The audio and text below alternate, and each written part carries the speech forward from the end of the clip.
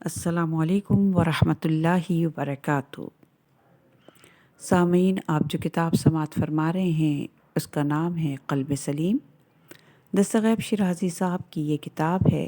آج ہم آپ کے سامنے اس کی 27ویں ریکارڈنگ پیش کر رہے ہیں، صفحہ نمبر 301 سے۔ حصول گنج کے لیے رنج اٹھانا پڑتا ہے۔ قدرت کا اصول ہے کہ محنت کے بغیر کچھ ہاتھ نہیں آتا، اور جس قدر ہدف بلند ہو تو محنت بھی اسی مقدار میں کرنی پڑتی ہے۔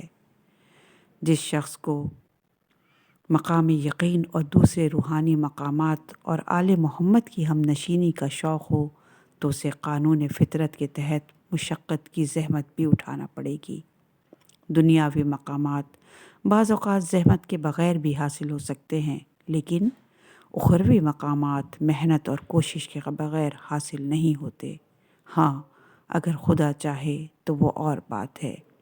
اس محنت کی ضرورت کو اجاگر کرتے ہوئے پروردگار عالم سورہ نجم کی آیت نمبر 39 اور 40 میں ارشاد فرماتا ہے، انسان کے لیے صرف اتنا ہی ہے جتنی اس نے کوشش کی ہے، اور اس کی کوشش عنقریب اس کے سامنے پیش کر دی جائے گی۔ اسی طرح سورہ بنی اسرائیل کی آیت نمبر 19 میں ارشاد باری تعالیٰ، جو شخص آخرت کا چاہنے والا ہے اور اس کے لیے ویسی ہی صحیح بھی کرتا ہے اور صاحب ایمان بھی ہے تو اس کی صحیح یقیناً قبول اور مقبول قرار دی جائے گی۔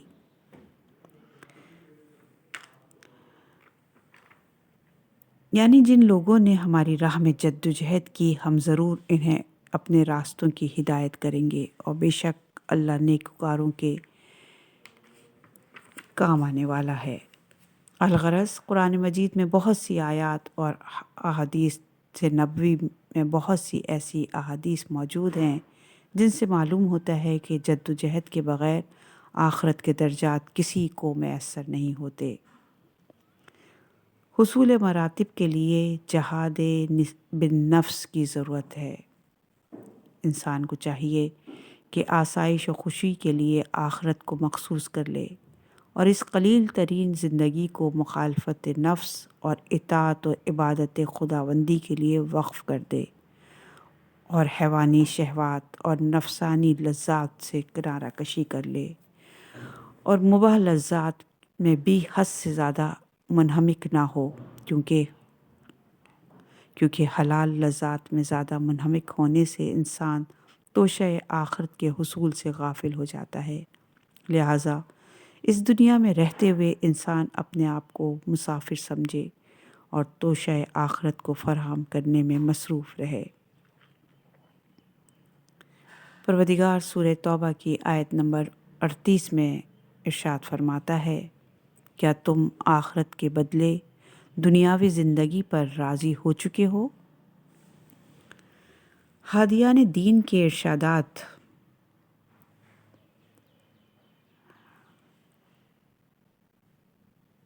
امیر المومنین علیہ السلام ارشاد فرماتے ہیں، بہترین جہاد خواہشات نفس سے جہاد کرنا اور لذات دنیا سے اسے دور رکھنا ہے۔ حکمت کی ابتدا ترک لذات اور حکمت کی انتہا فانی اشیاء سے دشمنی رکھنا ہے۔ دنیا پر فریفتہ دل میں تقوی کا قیام حرام ہے۔ تمام آفات کی اساس لذات پر فریفتہ ہونا ہے۔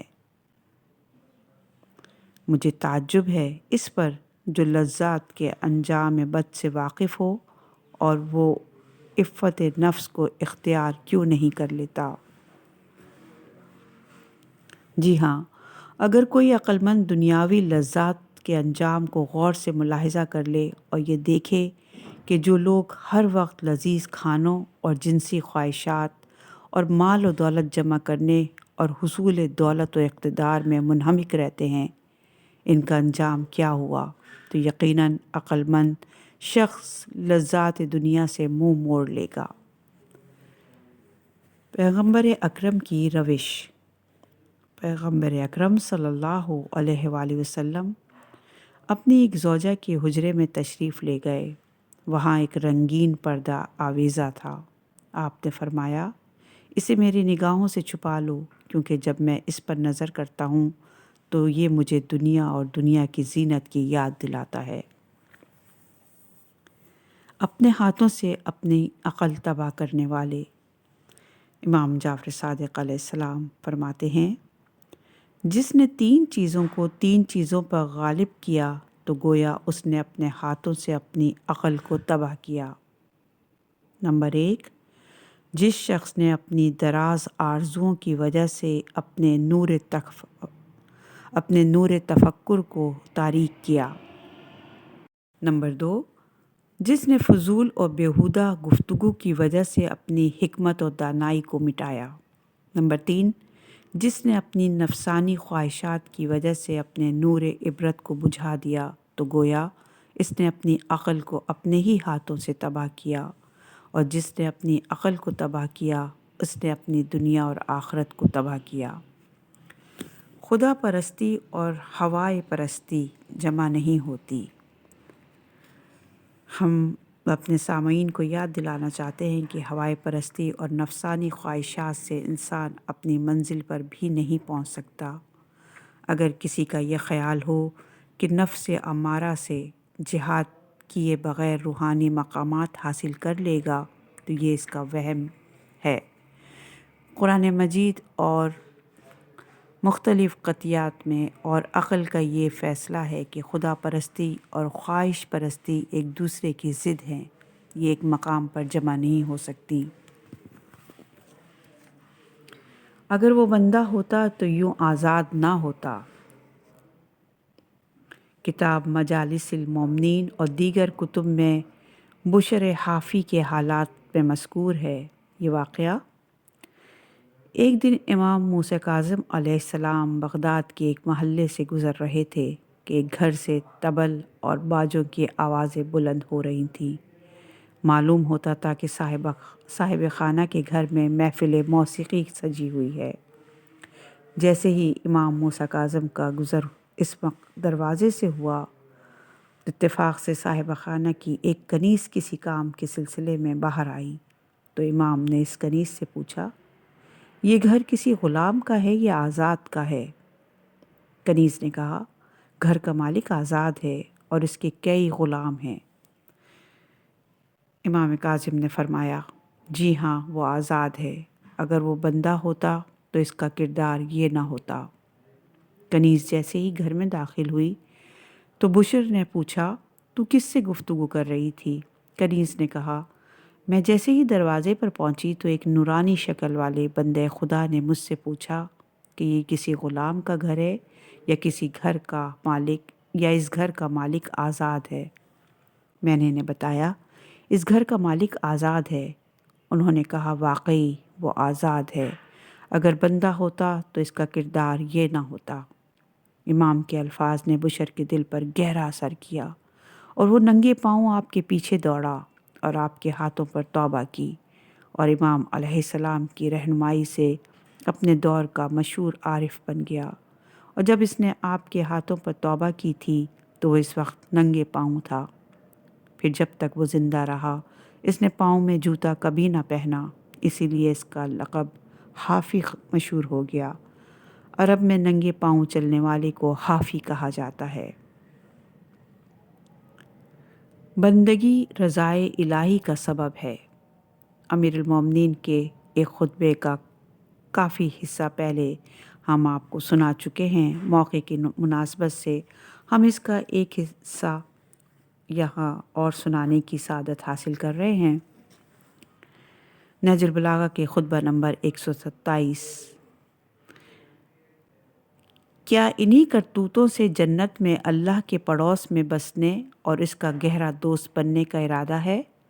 ارے توبہ، اللہ کو دھوکہ دے کر اس سے جنت نہیں لی جا سکتی، اور بغیر اس کی اطاعت کے اس کی رضامندیاں حاصل نہیں ہو سکتی۔ بندے نفس یا بندے خدا؟ اللہ تعالیٰ کا فرمان سورہ فرقان کی آیت نمبر 43، کیا آپ نے اس شخص کو دیکھا جس نے اپنی خواہشات ہی کو اپنا خدا بنا لیا ہے؟ کیا آپ اس کی بھی ذمہ داری لینے کے لیے تیار ہیں؟ خواہشات پرستی سے مراد یہ ہے کہ انسان کے اعضاء و جوارح کی حرکت و سکون خواہش نفس کے مطابق ہو۔ مثلاً جب نفس کسی صورت کو دیکھنے کی خواہش کرے تو آنکھیں سے فوراً دیکھنے لگ جائیں، اگرچہ اس کا دیکھنا حرام ہی کیوں نہ ہو، اور جب نفس کسی چیز کی آواز سننے کی خواہش کرے تو اس کے سننے کے لیے ہمتاً گوش ہو جائیں اور اس کے لیے حلال اور حرام کی تمیز نہ رکھیں، اور اگر نفس کسی چیز کی خواہش کرے تو اسے فوراً حاصل کرنے کے لیے اٹھ کھڑا ہو۔ اگر کوئی کہے کہ تو نے ایسا کیوں کیا تو اس کے جواب میں کہے میرے دل کی یہی خواہش تھی اور میں خواہشات کا غلام بے دام ہوں، اور جو کچھ میرے نفس کی خواہش ہو میری بھی وہی خواہش ہوتی ہے۔ خدا پرست وہ ہے جس کے وجود کا حاکم خدا ہو اور وہ کسی چیز کو دیکھنے سے قبل یہ سوچتا ہے کہ کیا اللہ اس کے دیکھنے پر راضی ہے۔ اسی طرح سے کسی چیز کی طرف ہاتھ بڑھاتے وقت اور کہیں جاتے وقت پہلے یہ سوچتا ہے کہ آیا اس پر خدا راضی ہوتا ہے یا ناراض۔ الغرض وہ وہی فعل سر انجام دیتا ہے جس میں خدا کی خوشنودی مضمر ہوتی ہے، اور جب اس سے اس کے کسی فعل کی وجہ پوچھی جائے تو کہتا ہے کہ خدا کا فرمان یہی تھا، اسی لیے میں نے اسے سر انجام دیا ہے۔ اور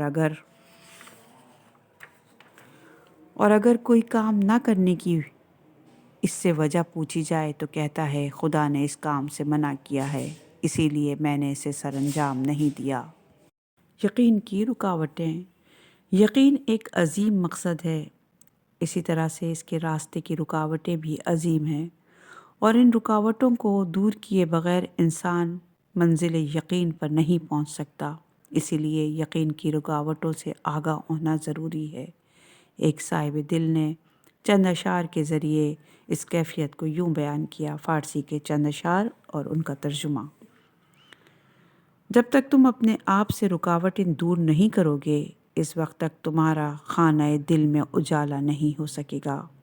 سب سے پہلے حدث اکبر اور نجاستوں کو دور کرو، پھر دوسرے مرحلے میں معصیت اور شیطانی خیالوں کو چھوڑ دو، تیسرے مرحلے میں مذموم صفات سے دوری اختیار کرو، کیونکہ ان صفات کی موجودگی میں انسان ایک درندہ ہی ہوتا ہے، چوتھے مرحلے میں اپنے دل سے غیر اللہ کو نکال دو، تب کہیں جا کر تمہارا سفر ختم ہوگا۔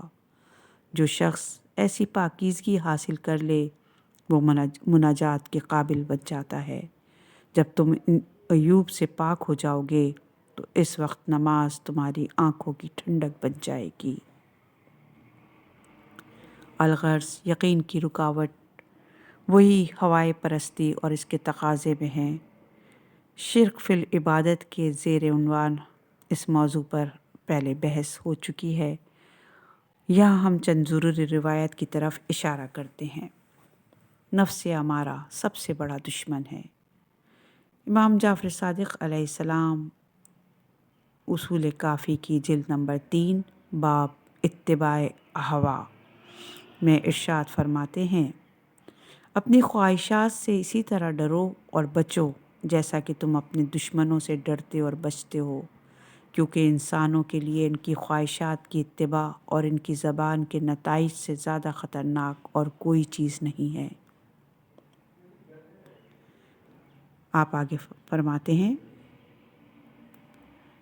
نفس کو خواہشات کے لیے آزاد نہ کر، کیونکہ اس کی خواہشات میں ہلاکت مضمر ہوتی ہے، اور نفس کو خواہشات کے لیے آزاد کر دینا اس کی بیماری ہے، اور نفس کو خواہشات سے روک لینا اس کی دوا ہے۔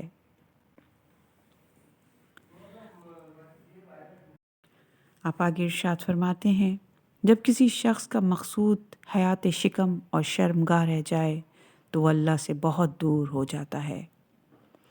سعادت کا حصول۔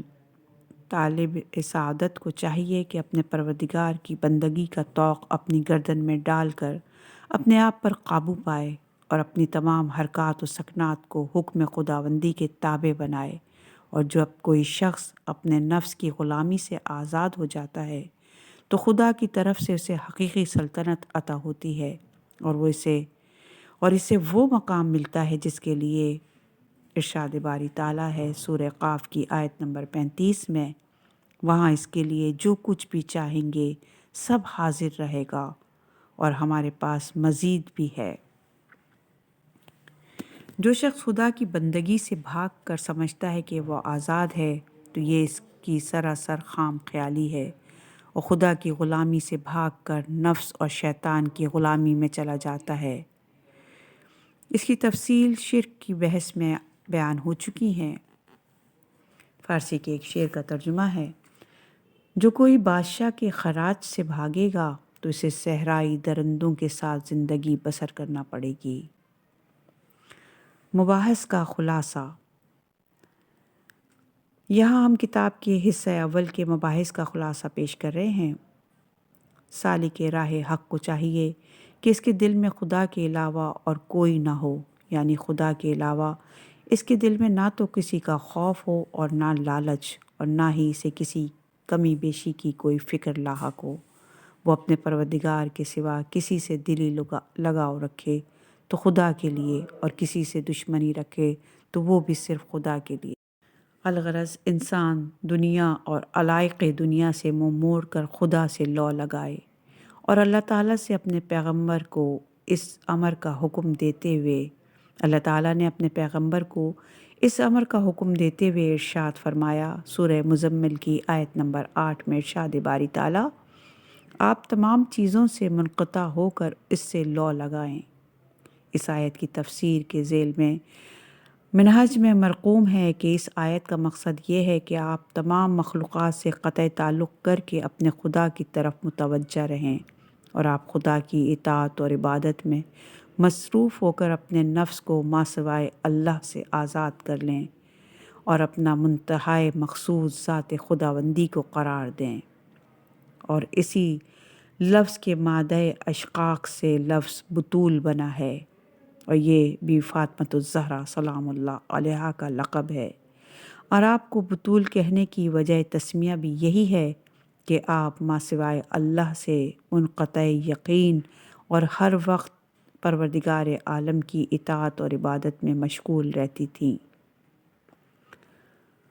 لفظ تبتیل انقطاع کے معنی میں ہے، اور اس کا مقصد یہی ہے کہ انسان اپنے آپ اور دنیا کی ہر چیز سے منقطع ہو کر دل میں خدا کو بسائے، اور انقطاع کی پہلی شرط یہی ہے کہ انسان اپنے آپ کو خواہش نفس کی قید سے آزاد کرائے اور خدا کی تقسیم پر راضی رہے۔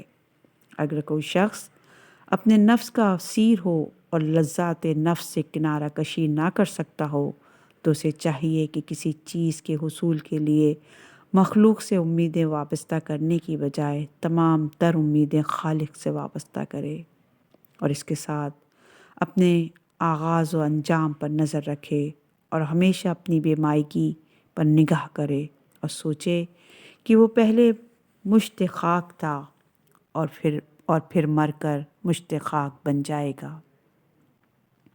اشیاء کائنات میں جو قوت و توانائی دکھائی دیتی ہے وہ تمام تر توانائی خدا کی عطا کردہ ہے، اور دنیا کی کوئی بھی چیز مستقل بذات نہیں ہے۔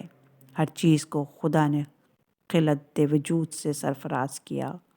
اسی حقیقت کو انسان ہمیشہ اپنے سامنے رکھے اور ہر آرزو کی خواہش اللہ تعالیٰ سے کرے، اور یہ عقیدہ رکھے کہ خدا چاہے تو عمومی اسباب سے میری آرزو پوری کر سکتا ہے، اگر چاہے تو اسباب کے بغیر بھی آرزو پوری کر سکتا ہے، اور اگر خدا کی مرضی شامل حال نہ ہو تو آرزو کبھی پوری نہیں ہو سکتی، خواہ ظاہری حالات و اسباب اس کے موافق ہی کیوں نہ ہوں۔ اسی لیے ہر نفع تک پہنچنے کے لیے ہر سبب سے منقطع ہو کر اللہ سے لو لگانی چاہیے، اور مصیبت اور ضرر کے وقت ضرر پہنچانے والے سے نہیں ڈرنا چاہیے، اور تمام اشیاء کو رب العالمین کے زیر تسلط خیال کرنا چاہیے، اور یہ نظریہ رکھنا چاہیے کہ اگر خدا کو میری بھلائی مطلوب ہوئی تو کوئی چیز مجھے اذیت نہیں دے سکے گی، اور اگر خدا کو میری تکلیف منظور ہوئی تو مجھے تکلیف پہنچے گی ضرور۔ اسی حقیقت کو امیر المومنین نے اپنے الفاظ میں یوں بیان فرمایا نہج البلاغہ میں، تم میں سے کسی کو خدا کے علاوہ کسی سے امید وابستہ نہیں کرنی چاہیے اور اپنے گناہوں کے علاوہ کسی اور چیز سے نہیں ڈرنا چاہیے۔ بہرنو تبدیل کے معنی یہی ہیں کہ دل غیر اللہ سے منقطع ہو جائے اور اس کا تعلق اور خشوع حضرت حق کے ساتھ ہو، اور اگر یہ حالت نصیب ہو جائے تو دعا قبول ہوتی ہے۔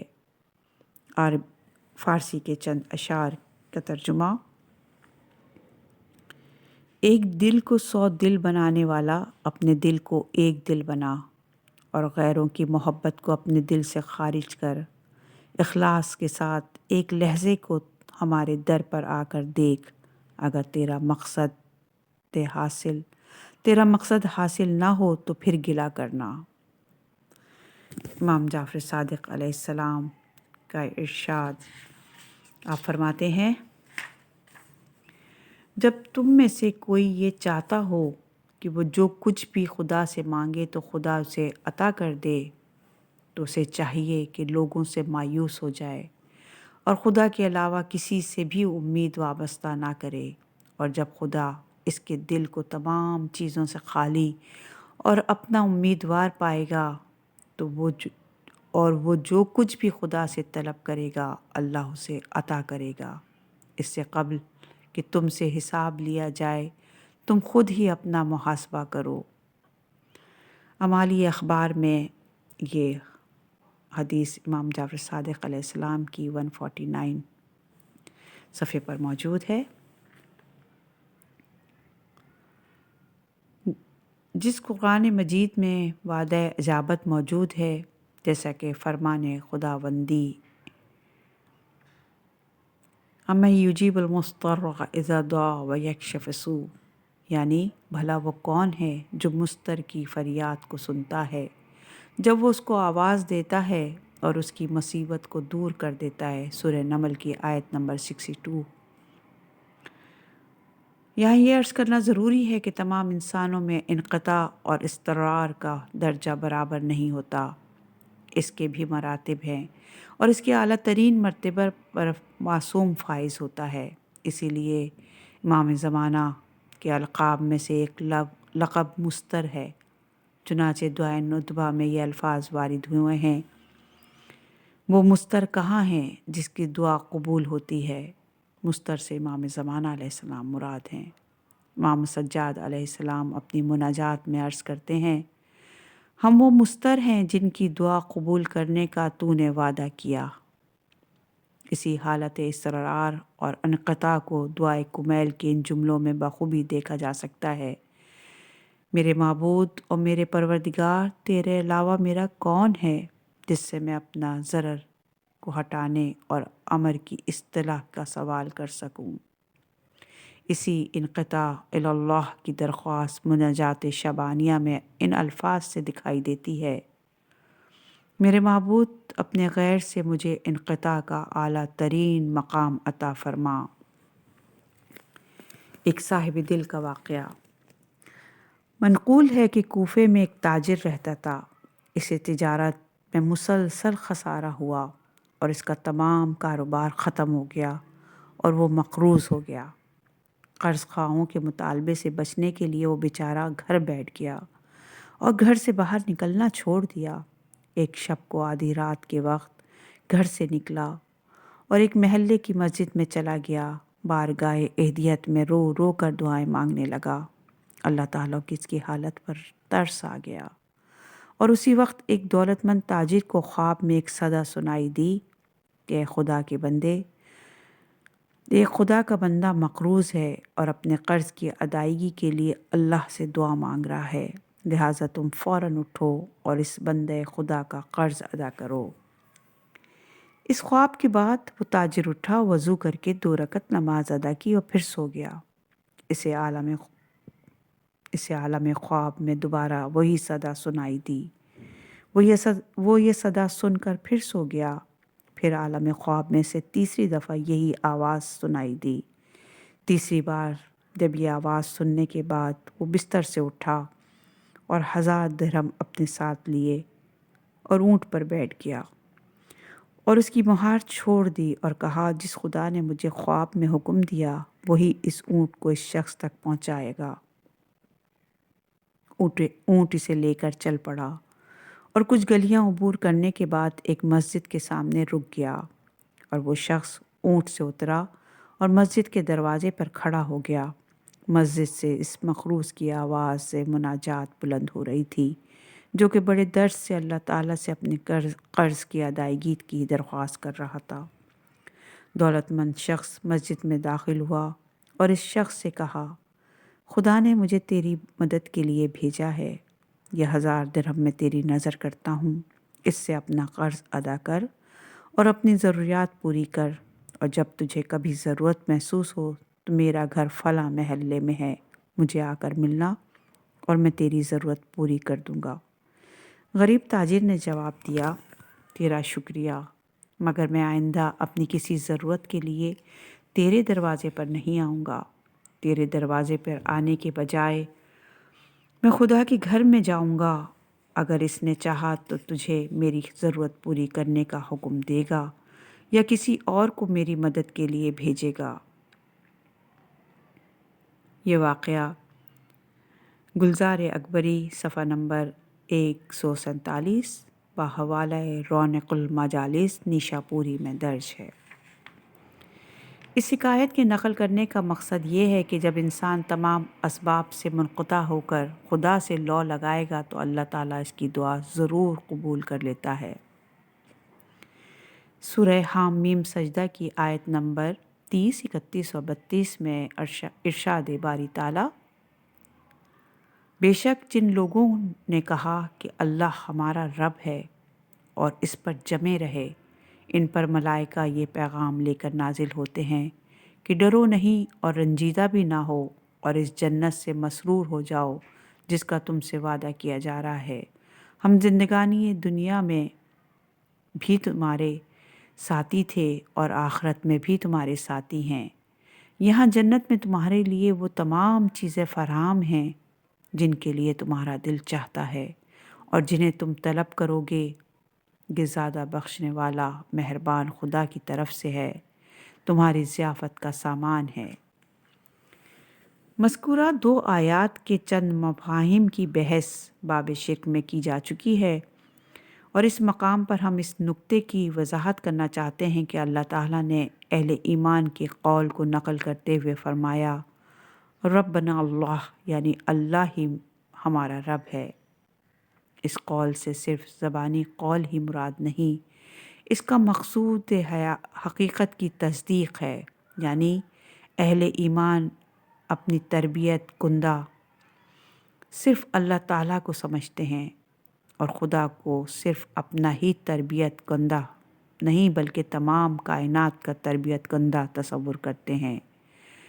اور لفظ ربنا اللہ میں خیر مقدم ہے اور متبادر مؤخر ہے، اور جب کلام عرب میں خیر مقدم اور مبتدا مؤخر ہو تو کلام کے معنی میں حصر کا مفہوم پیدا ہو جاتا ہے، یعنی اہل ایمان یہ عقیدہ رکھتے ہیں کہ صرف اللہ ہی ہمارا اور پوری کائنات کا تربیت کرنے والا ہے، اور اہل ایمان صرف اسی عقیدے کا اظہار ہی نہیں کرتے بلکہ